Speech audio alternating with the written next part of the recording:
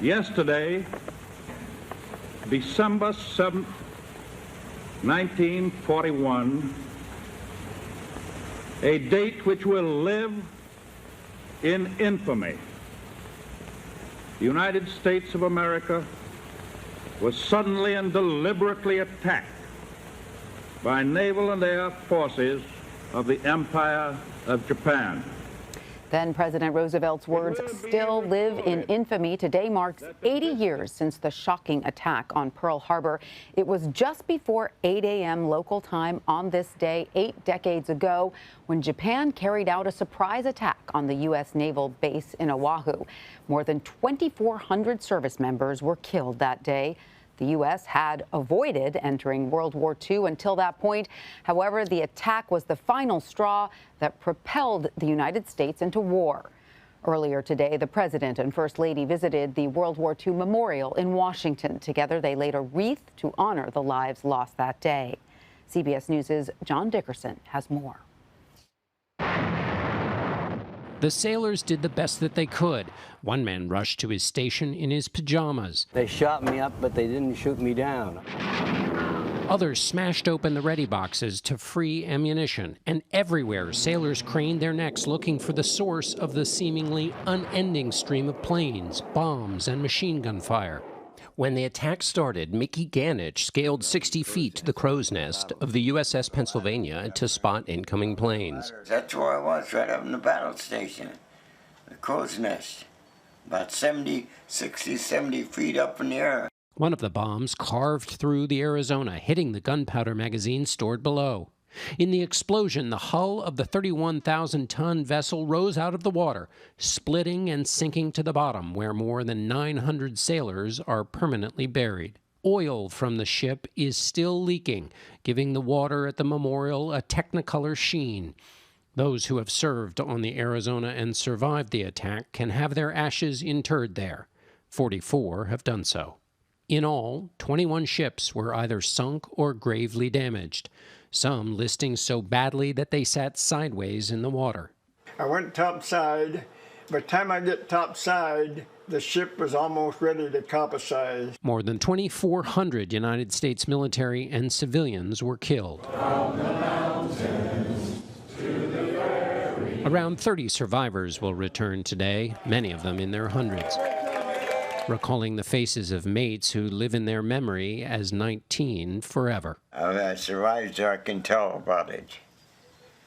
A lot of people cannot.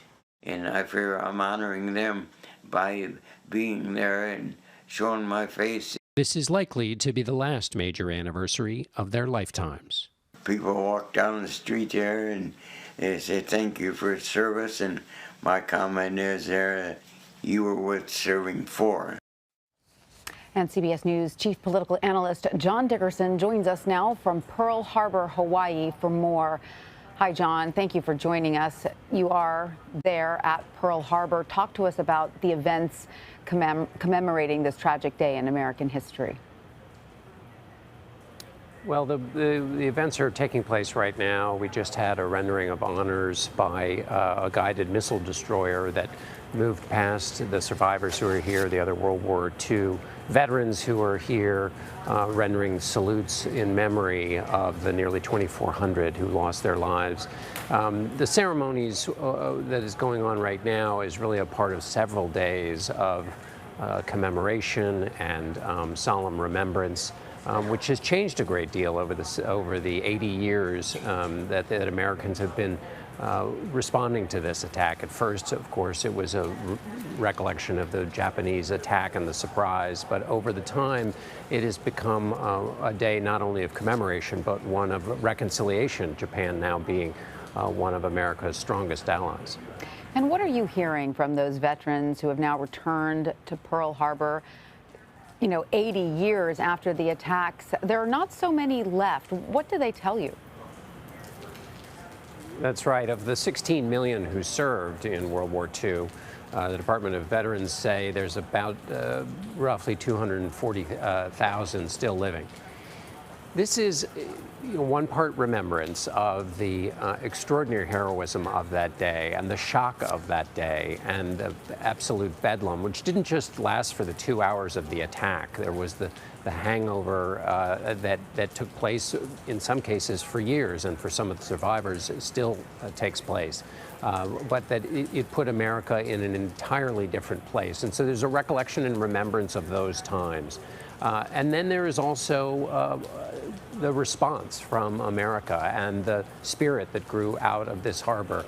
Not only the men who served and who saved the world for democracy. I mean, when you think about what this kicked off, America's participation in World War II, not only defeating Nazism in Europe, but then rebuilding Europe, defeating the Japanese, and then rebuilding Japan as a democracy, is an extraordinary achievement of human endeavor. And so it is a recognition of that as well, but also it is a recognition of that spirit of answering the call that is still kindled in today's military, in those who serve today. And it's a remembrance of what happened when an entire nation that was bitterly divided before the attack on Pearl Harbor came together and answered that call, both in the military but also in the civilian life, in which a great deal changed in American life.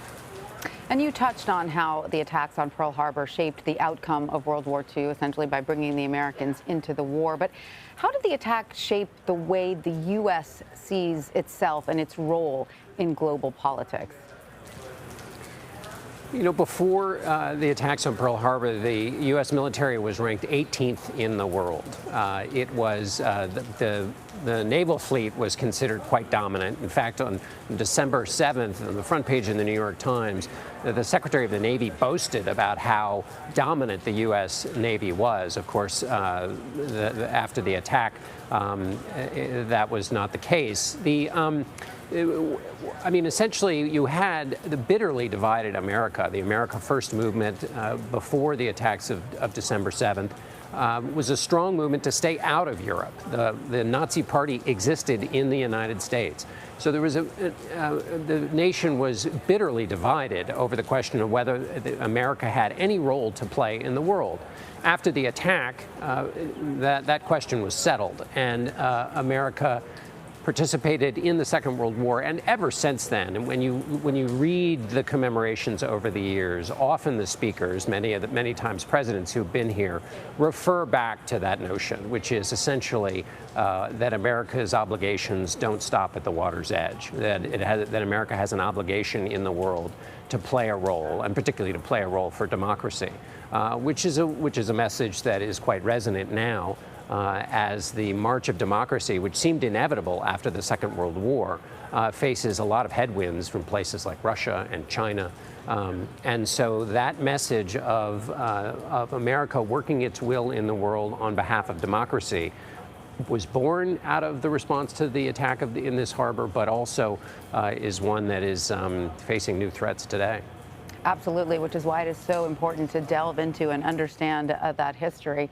And John, the U.S. military announced it is ending a 6-year project to identify the remains of hundreds of service members killed on the USS Oklahoma. 355 sailors and Marines were identified since 2015. However, 33 service members remain unnamed. What are the next steps for those who've not been identified?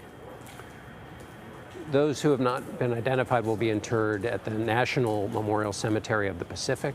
The 6-year project, which included looking over 13,000 bones, is so moving because it is a part of the commitment that takes place between those who choose to serve and their country. And that is that they will be honored just as they are honoring their commitment to the country, and they will be honored. And the 6-year effort to identify those service members and to give closure to the family gives you some level of the sense of the commitment that America pays to those who have served. And so after 6 years, as you mentioned, 355 is an extraordinary number that were identified, but those that have not been identified will be interred, and that project will finish.